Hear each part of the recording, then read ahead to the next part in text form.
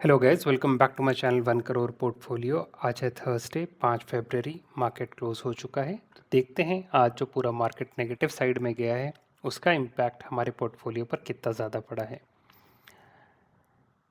यह है अपना होम पेज, जहां पे आपको दिख रहा होगा कि आज निफ्टी गिरा है 0.52%।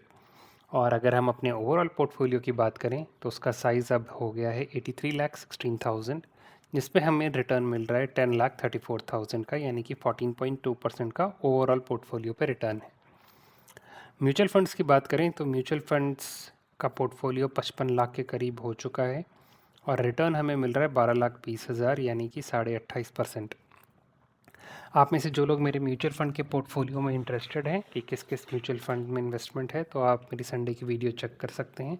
उससे मैंने इन डेप्थ एनालिसिस कर रखी है आज की इस वीडियो में। लेकिन हम लोग कवर करने जा रहे हैं अपने स्टॉक्स के पोर्टफोलियो को। तो देखते हैं स्टॉक्स ने आज हमारा कैसा परफॉर्मेंस दिखाया है।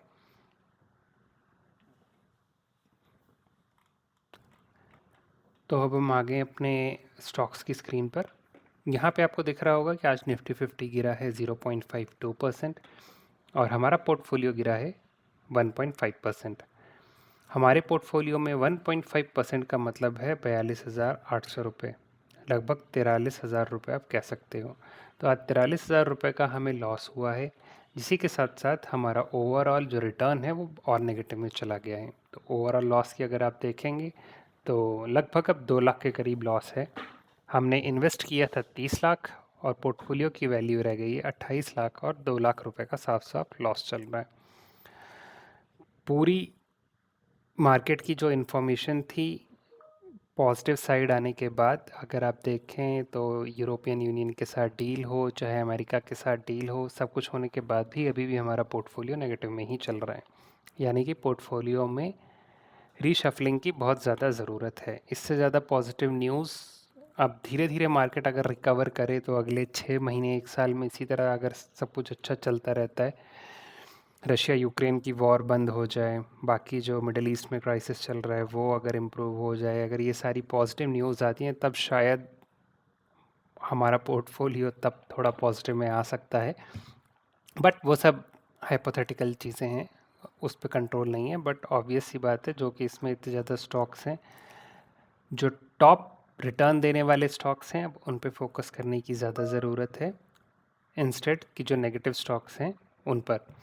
तो जो स्टॉक्स ओवरऑल इस लाइन को क्रॉस करते हैं अब, यानी कि पॉजिटिव में आते हैं और उनका लॉन्ग टर्म पोर्टफोलियो में उतना वेटेज नहीं है, तो उनको अब किक आउट किया जाएगा और पोर्टफोलियो से निकाला जाएगा।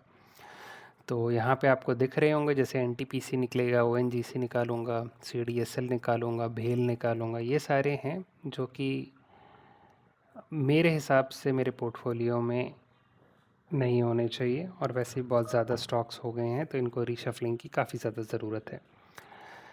तो आते हैं आज के पोर्टफोलियो की तरफ। आज अगर हम देखें सबसे ज़्यादा अगर रिटर्न कहीं मिला है तो 3% का ट्रेंड पे मिला है 830 रुपये का। बाकी सब जो रिटर्न है इससे कम ही है।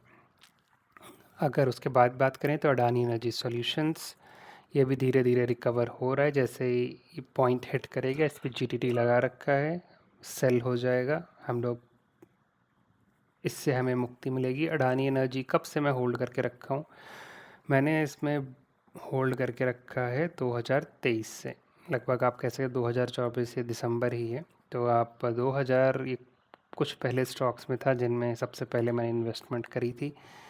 तो वरना ओवरऑल पोर्टफोलियो तो आप कह सकते हैं 2024 से ही स्टार्टेड है। तो ये सबसे शायद अर्ली स्टॉक्स था जिनमें मैंने इन्वेस्ट किया था 6 दिसंबर 2023 का।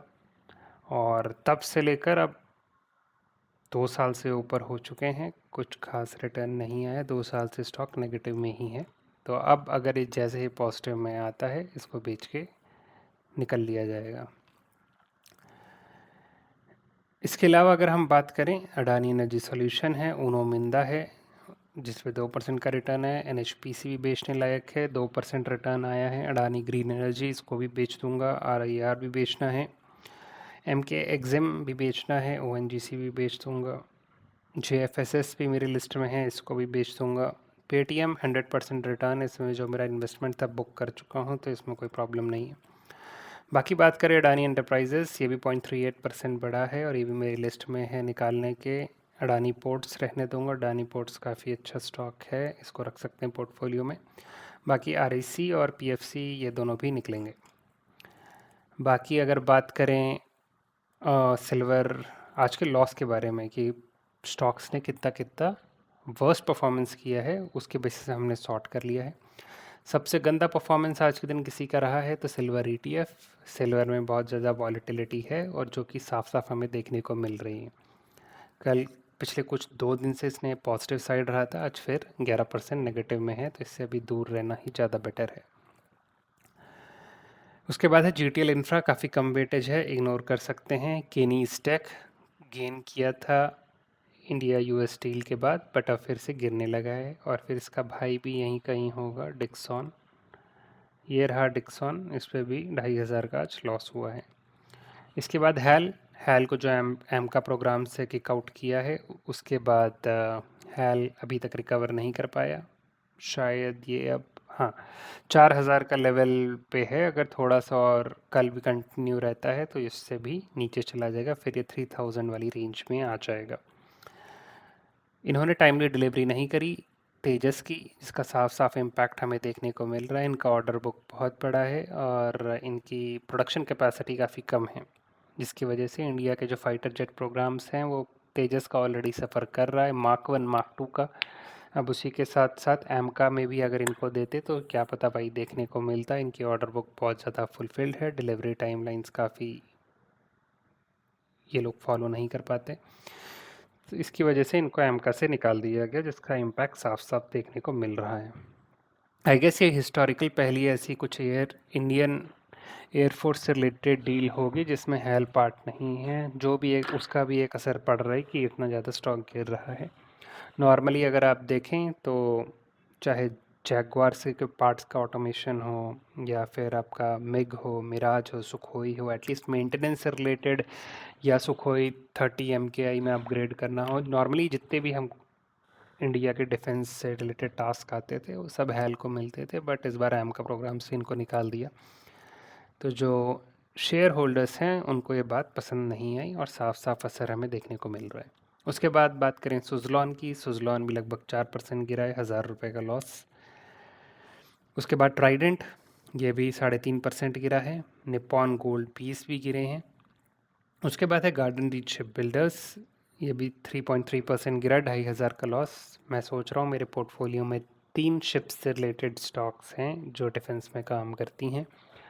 मझगांव डॉक को रखा जाए, बाकी 2 जो हैं गार्डन रीच शिप बिल्डर्स और कोचिन शिपयार्ड, उन 2 को मैं निकाल दूँ तो देखते हैं, थोड़ा प्रॉफिट होता है तो उनको बुक करके एग्ज़िट ले लूँगा।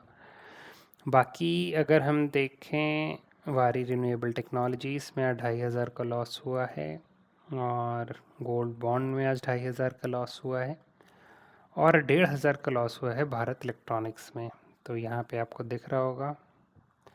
और आर वी एन एल पे भी 1,500 के करीब लॉस हुआ है। ये 600 का पॉइंट टच करने के बाद तब से गिर ही रहा है। उस लेवल पे अब शायद अगले जनरल इलेक्शन पे ही ये जा पाएगा, अदरवाइज़ बीच में घूमता रहेगा। होल्ड करते हैं इसे, देखते हैं क्या होता है। बाकी बात करें मझगांव डॉक की, तो ये भी 3,000 रुपये आज नेगेटिव में गया है, 1.3% गिरा है। और अगर हम देखें सिग्निफिकेंट वैल्यू, IRFC बहुत ही बेकार स्टॉक है, एटलीस्ट मेरे लिए। मैंने बहुत हाई प्राइस पे इसको ले लिया था, तब से इसमें पैसे फंसे हुए हैं और ये भी पॉजिटिव नहीं ही आया है। उसके बाद बात करें चॉइस इंटरनेशनल, 1,200 रुपये नेगेटिव में। और बाकी तो ऐसा कोई मेजर स्टॉक है नहीं जिस पे हमें ज़्यादा नेगेटिव देखने को मिल रहा हो। तो ये थी गाइस ओवरऑल आज की स्टॉक पोर्टफोलियो अपडेट की वीडियो। आप कमेंट सेक्शन में बताइए आपको वीडियो कैसे लगी। अगर आपको ये वीडियो पसंद आई हो तो इसको लाइक करिए, चैनल को सब्सक्राइब करिए, ताकि आप भी मेरी 1 CR की जर्नी का पार्ट बन सकें। हम लोग 83 लाख तक पहुंच गए हैं। देखते हैं इस साल के एंड तक हम लोग 1 CR को टच कर पाते हैं या नहीं। तो गाइस ये था आज का अपडेट, मिलता हूँ आपसे अगली वीडियो में। Till that time keep investing.